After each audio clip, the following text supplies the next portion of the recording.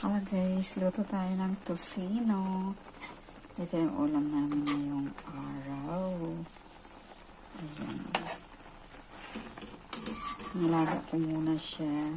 Pag natuyo na ito siya guys, lalagyan natin siya ng mantika para hindi siya dry.